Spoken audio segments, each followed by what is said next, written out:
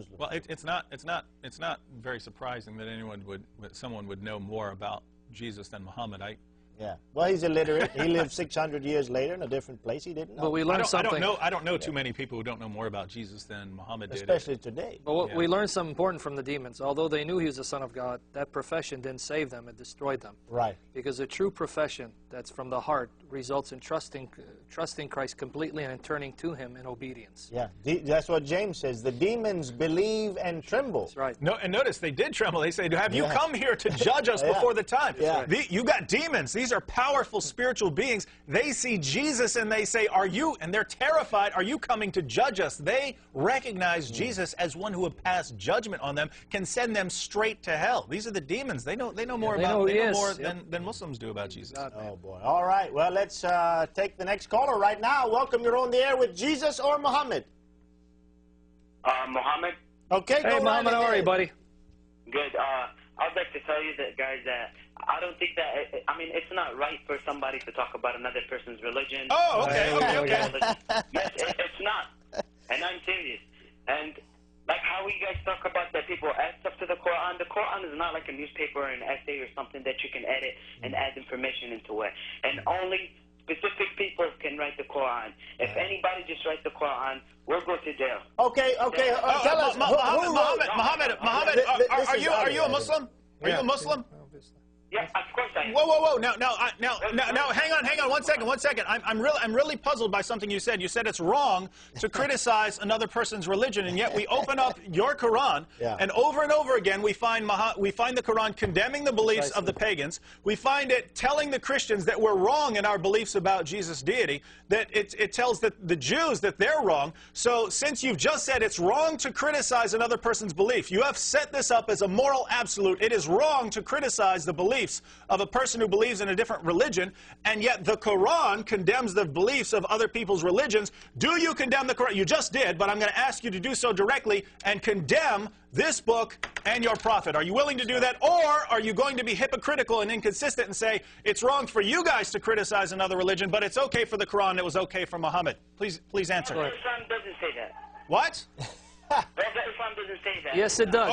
Can I read a verse from Whoa. As you're looking for it, 98.6? Ali. You guys tell your Bible. Ali. Hang on. No, we have to read this. Let me read for you Surah 9:30.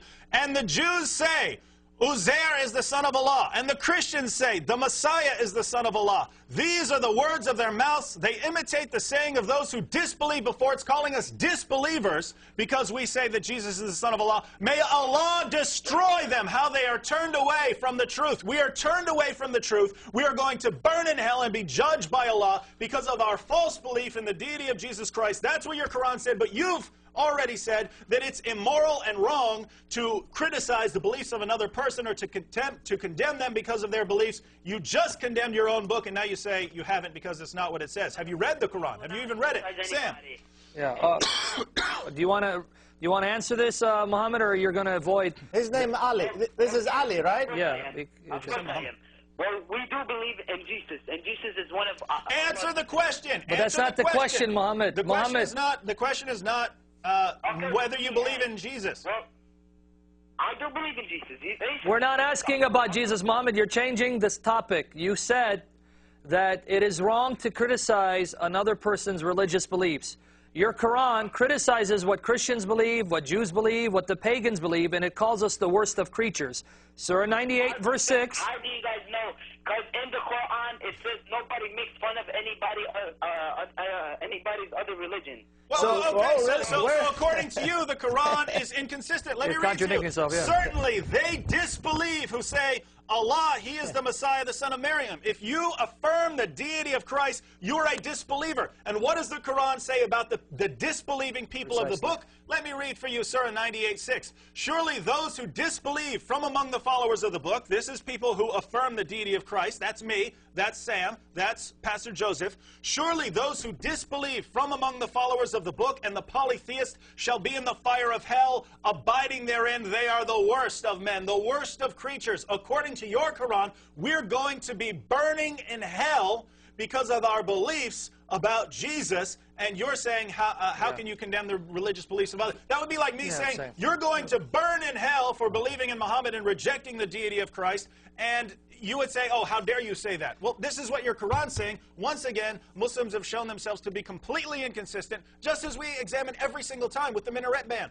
Oh, how dare you ban one of our minarets, but we cannot allow churches in our country. How dare you criticize our religion, but we get to criticize your religion as much as possible. It's morally wrong to criticize the beliefs of another unless you're us, and unless you're Muhammad, unless you're the Quran. Total inconsistency. I ask you, how can this be the true religion if it's getting all the facts wrong, and every single time Muslims have to make some sort of rule, they break it themselves? I don't know. Okay, Ali, are you still there? Well, you guys are even reading the Quran in the first place. You guys were reading the Bible.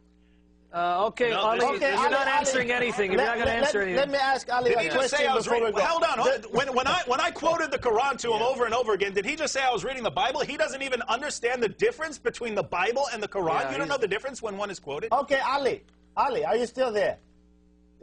Just one moment, Ali, because I appreciate your 2 calls now, and I just want to ask you a quick question. Do you think it's wrong to criticize a lie?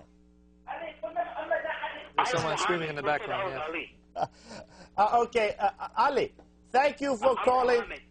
Okay, Ali Mohammed Hassan Hussein, thank you so much for calling. We're going to go to the next caller. Maybe he can speak for himself. Have a good night, and please read the Bible. Accept the Lord Jesus. Amen. Without him, no one can be saved. Thank you, and good night. And call back tomorrow. Call back tomorrow. Yeah. And Do we have Sunday. any Muslims going to answer our objections? Or No. We haven't even gotten into the tons of verses where the Quran says that the Holy Scriptures, the Holy Bible, that Jesus had access to and Muhammad had access to, are the authentic, preserved words of God. You mentioned some verses. I have dozens of others. Yeah. We didn't even get into it because we're still waiting for Muslims to give us a good objection, showing that we're wrong when we misunderstood the Quran. We've had no Muslim yet prove that we're wrong. The Muslims who have called, with the exception of Manu, have gone off of tangents, right? And have been inconsistent by saying that you shouldn't criticize religion, and yet their Quran criticizes all religions with the exception of Islam. Now, I'll just add, how many times have we seen this? We give Muslims an argument. We say, we're inviting you to show us where our argument is wrong. And again, we didn't give you the ton of verses we could give you to support our claim. We just gave you a couple.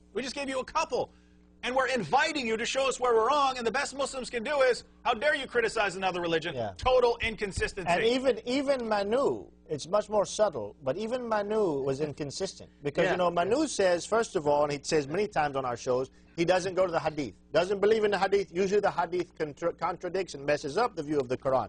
But he went to the hadith briefly. He referred to it in this last discussion. Furthermore, he says, oh no, I look at the Quran, I take every verse to see whether or not it's true. Well, Manu, how do you see whether or not the Quran verifies actions that took place 2,600 years ago when the only eyewitness testimony is the Bible? Yeah. Do you take the Bible, since it's the only eyewitness testimony, and then you see that there are contradictions in the Quran, and do you therefore judge those verses in the Quran which do not seem to line up with the Bible? Like, for example, Pharaoh was drowned with his armies, or many other things like Haman. What about Haman, Manu? The only eyewitness testimony that we have of this man named Haman, who supposedly lived in Persia, according to the Bible, is from the Bible. The Quran comes along and it says, no, he was in Egypt with Pharaoh. He had his own thing over there. We have a devastating refutation. Jochen Katz, who is one of the writers and the one that runs the website Answering Islam, just a couple of weeks ago, he came out with a devastating refutation on Haman and the gross error of the Quran in placing him in Egypt. I highly encourage the Muslims and Christians to go. This is over 3 months of research where he contacted Egyptologists and examined sources, and he exposed several Muslim websites who were deliberately lying and deceiving and distorting the information. It is an annihilation, showing that the Quran